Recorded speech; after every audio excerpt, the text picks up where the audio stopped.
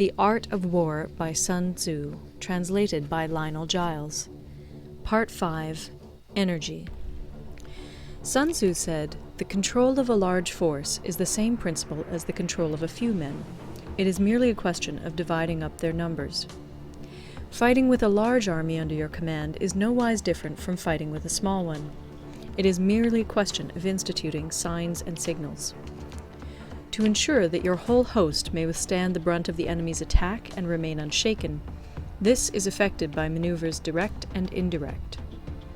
That the impact of your army may be like a grindstone dashed against an egg, this is effected by the science of weak points and strong.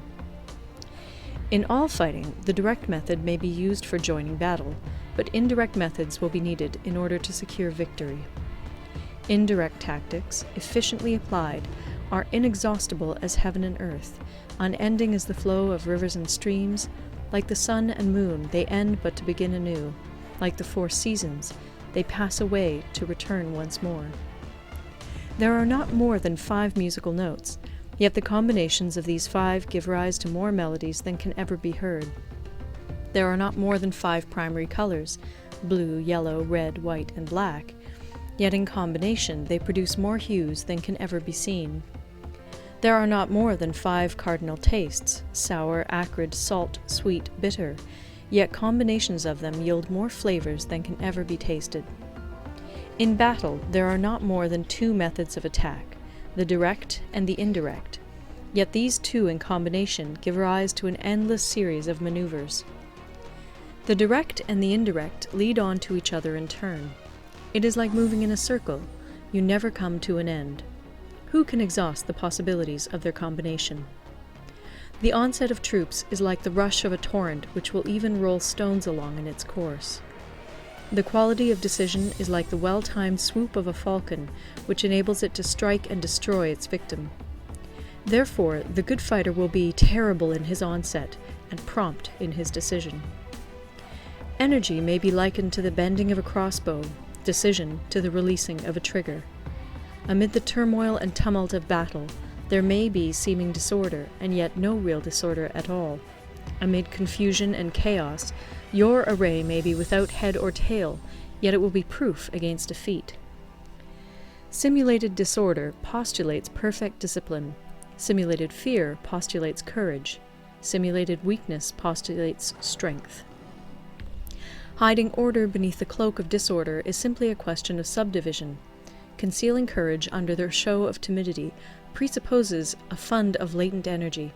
Masking strength with weakness is to be effected by tactical dispositions. Thus, one who is skillful at keeping the enemy on the move maintains deceitful appearances, according to which the enemy will act. He sacrifices something that the enemy may snatch at it. By holding out baits, he keeps him on the march. Then, with a body of picked men, he lies in wait for him. The clever combatant looks to the effect of combined energy, and does not require too much from individuals. Hence his ability to pick out the right men and utilize combined energy.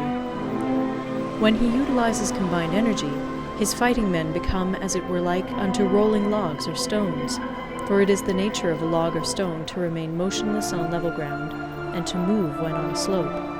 If four-cornered, to come to a standstill, but if round-shaped, to go rolling down. Thus the energy developed by good fighting men is as the momentum of a round stone rolled down a mountain thousands of feet in height. So much on the subject of energy. End of Part 5. Part 6. Weak Points and Strong. Sun Tzu said, "Whoever is first in the field and awaits the coming of the enemy will be fresh for the fight. Whoever is second in the field and has to hasten to battle will arrive exhausted." Therefore, the clever combatant imposes his will on the enemy, but does not allow the enemy's will to be imposed on him. By holding out advantages to him, he can cause the enemy to approach of his own accord, or, by inflicting damage, he can make it impossible for the enemy to draw near. If the enemy is taking his ease, he can harass him. If well supplied with food, he can starve him out. If quietly encamped, he can force him to move. Appear at points which the enemy must hasten to defend. March swiftly to places where you are not expected. An army may march great distances without distress if it marches through country where the enemy is not. You can be sure of succeeding in your attacks if you only attack places which are undefended. You can ensure the safety of your defense if you only hold positions that cannot be attacked. Hence, that general is skillful in attack whose opponent does not know what to defend, and he is skillful in defense whose opponent does not know what to attack. O divine art of subtlety and secrecy! Through you we learn to be invisible, through you inaudible, and hence we can hold the enemy's fate in our hands. You may advance and be absolutely irresistible if you make for the enemy's weak points. You may retire and be safe from pursuit if your movements are more rapid than those of the enemy. If we wish to fight, the enemy can be forced to an engagement, even though he be sheltered behind a high rampart and a deep ditch. All we need do is attack some other place that he will be obliged to relieve. If we do not wish to fight, we can prevent the enemy from engaging us even though the lines of our encampment be merely traced out on the ground. All we need do is throw something odd and unaccountable in his way. By discovering the enemy's dispositions and remaining invisible ourselves, we can keep our forces concentrated while the enemy's must be divided. We can form a single united body while the enemy must split up into fractions. Hence, there will be a whole pitted against separate parts of a whole, which means that we shall be many to the enemy's few. And if we are able thus to attack an inferior force with a superior one, our opponents will be in dire straits. The spot where we intend to fight must not be made known, for then the enemy will have to prepare against a possible attack at several different points.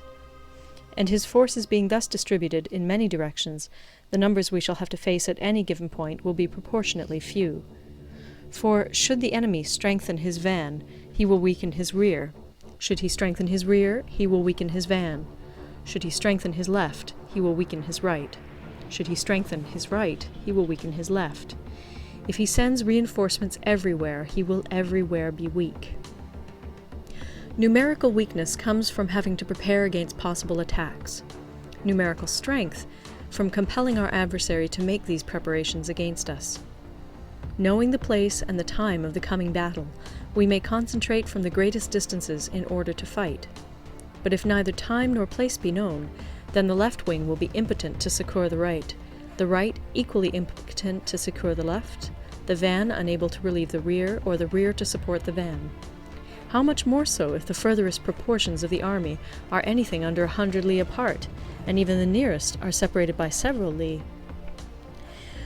Though according to my estimate the soldiers of Yue exceed our own in number, that shall advantage them nothing in the matter of victory. I say then that victory can be achieved. Though the enemy be stronger in numbers, we may prevent him from fighting. Scheme so as to discover his plans and the likelihood of their success. Rouse him and learn the principle of his activity or inactivity. Force him to reveal himself so as to find out his vulnerable spots. Carefully compare the opposing army with your own, so that you may know where strength is superabundant and where it is deficient. In making tactical dispositions, the highest pitch you can attain is to conceal them. Conceal your dispositions, and you will be safe from the prying of the subtlest spies, from the machinations of the wisest brains. How victory may be produced for them out of the enemy's own tactics, that is what the multitude cannot comprehend. All men can see the tactics whereby I conquer, but what none can see is the strategy out of which victory is evolved. Do not repeat the tactics which have gained you one victory, but let your methods be regulated by the infinite variety of circumstances. Military tactics are like unto water, for water in its natural course runs away from high places and hastens downwards. So in war, the way is to avoid what is strong and to strike at what is weak. Water shapes its course according to the nature of the ground over which it flows. The soldier works out his victory in relation to the foe whom he is facing. Therefore, just as water retains no constant shape, in warfare there are no constant conditions. He who can modify his tactics in relation to his opponent and thereby succeed in winning may be called a heaven-born captain. The 5 elements, water, fire, wood, metal, earth, are not always equally predominant. The 4 seasons make way for each other in turn. There are short days and long. The moon has its periods of waning and waxing. End of Part 6. Recorded in Toronto, Ontario by Moira Fogarty, October 2006.